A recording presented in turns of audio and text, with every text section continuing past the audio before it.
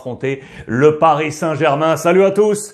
J'espère que vous êtes en forme où que vous soyez. Bienvenue comme d'habitude à la maison dans mon petit bureau pour ce point média. 2 modules aujourd'hui au programme. On parlera du FC Barcelone dans un module spécial Barça avec l'information principale, l'arrivée imminente, signature imminente de Christensen de Chelsea et de Kessié de l'AC Milan, à suivre bien entendu sur Facebook, YouTube, l'ensemble des plateformes, plus en podcast. On ouvre ce module Real Madrid à 6 jours du grand match face au Paris Saint-Germain et donc cette information principale. Alaba, oui, sera bien là, c'est dans les colonnes de Marca. On ouvre cette presse espagnole, il sera là pour accompagner Militao en défense centrale ou pour aller sur le flanc gauche. Vous le savez, Ferland Mendy, le français, ne sera pas là, suspendu, tout comme Casemiro au milieu de terrain. Plusieurs options s'ouvrent à Ancelotti. Il y avait l'option la moins désirée, ou désirable même, celle de Marcelo pour occuper le flanc gauche. La possibilité, c'est Nacho. Nacho, tout comme Alaba, peut aller à gauche ou en défense centrale, lequel occupera le poste de Ferland Mendy.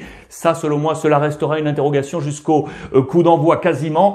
Qui occupera ce poste en charnière et qui occupera le poste latéral gauche? Les deux hommes ont ce profil malléable pour aller des deux côtés. C'est ultra intéressant. Il n'a pas joué face au Rayo Vallecano. Il aurait pu jouer selon le staff médical. Ancelotti a préféré le préserver, mais il pourrait jouer ce week-end face à la Real Sociedad pour reprendre ce rythme. C'est une affaire à suivre. En attendant, l'information est donc prioritaire.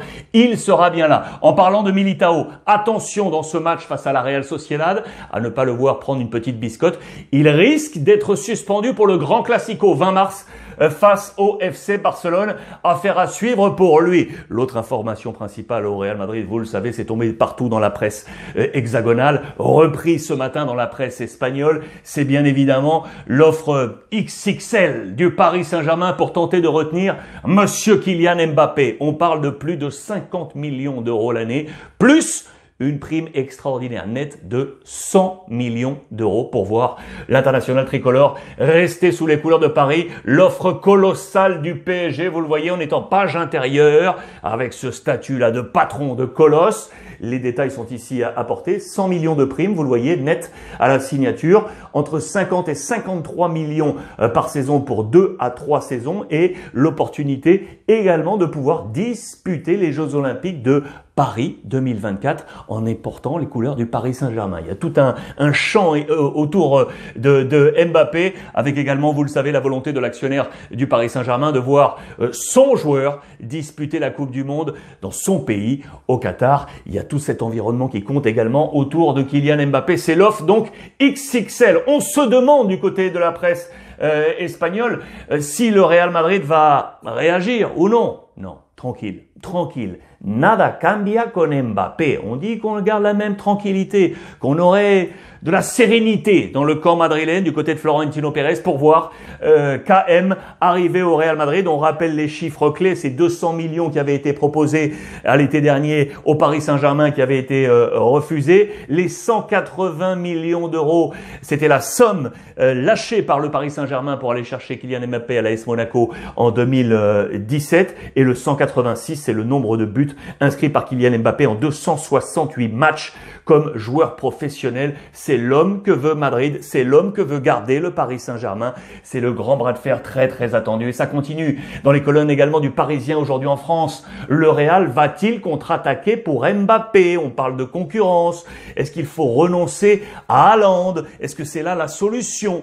Il faut faire un choix. Vraisemblablement, Florentino Pérez agit sous tous les tableaux. Veut-il aller prendre les deux? Veut-il s'assurer l'un des deux en cas de non de l'autre avec la priorité sur Kylian Mbappé? C'est dans les colonnes du Parisien aujourd'hui en France sous la plume de Sébastien Nieto. Affaire à suivre sur lui. On interroge également Leonardo, bien évidemment, le patron du sportif au Paris Saint-Germain dans les colonnes de l'équipe. Long entretien, 3 pages avec ce titre pour faire taire les mauvaises langues, qui m'avançait une stratégie un peu à vue de la part de Leonardo à la tête du Paris Saint-Germain dans le secteur sportif. On ne joue pas à la roulette chaque année. Le directeur sportif du PSG défend la progression du club depuis 10 ans, installé désormais dans la crème du foot européen. Plusieurs questions posées, celles sur le projet du club. On construit quelque chose de durable, qui va durer. Le niveau et l'esprit de l'équipe Elle est où l'indiscipline? On avait parlé, vous le savez, des écarts, des sorties, du manque peut-être de tenue de ce club. Lui pose la question. Vous voyez quoi, vous, de votre côté? C'est à lire donc dans les colonnes de l'équipe. On continue avec toutes ces questions et notamment, vous le voyez sur le cas Kylian Mbappé, on va tout essayer. On va tout faire, d'où cette offre XXL à plus de 50 millions par saison, vous le voyez. Là, c'est sur les réponses Kylian Mbappé. L'avenir de Pochettino, le coach.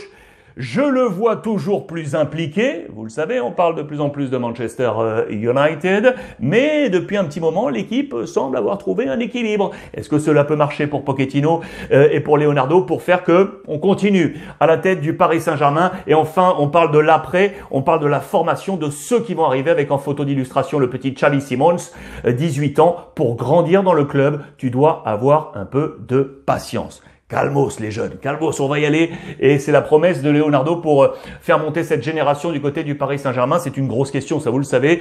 On attend à ce que les titis parisiens soient plus présents aux côtés notamment de Presnel Kimpembe qui est le seul à l'heure actuelle dans cet effectif du PSG. Toujours dans l'actualité de ce J-6, on s'interroge sur Eden Hazard. Où en est-il? Où en est-il? L'international belge, pour l'instant, regardez, il s'évapore, son avenir s'évapore. Pourquoi on lui dit ça? Alors qu'il est en pleine forme physique aujourd'hui, c'est ce qu'on nous annonce ici, son temps de jeu est résiduel pour Ancelotti. 25% des minutes possibles. 25% des minutes possibles, c'est absolument incroyable. Sur ce qui court de 2022, seulement 13 minutes jouées sur les 3 derniers matchs. 13 minutes jouées sur les 3 derniers matchs, pardon. Sa dernière titularisation, c'était le 23 janvier dernier. 23 janvier dernier, il avait alors joué 80 minutes. C'était face à Elche, à domicile, au stade Santiago Bernabéu. Depuis, il a joué 25 minutes face à Grenade, 8 face à Villarreal, 5 face à Alaves et aucune face au Rayo Vallecano. Quel sera son avenir? C'est une interrogation bien évidemment, si et seulement si, avec l'arrivée de Kylian Mbappé ou Haaland, il reste une place ou non pour l'ami Eden Hazard. Pour terminer, je voulais vous montrer ça parce que je vous le dis avec le sourire, on essaye d'analyser partout en Espagne le pourcentage de chance du Real Madrid de se qualifier après la défaite à 1-0 au match aller. On nous dit que maintenant que les buts à l'extérieur ne comptent plus double, eh bien le pourcentage de chance de qualif a augmenté. On était à 38% de chance de qualif pour le Real Madrid. On serait passé ainsi à 55%. Différents analystes, vous voyez, ont calculé tout ça.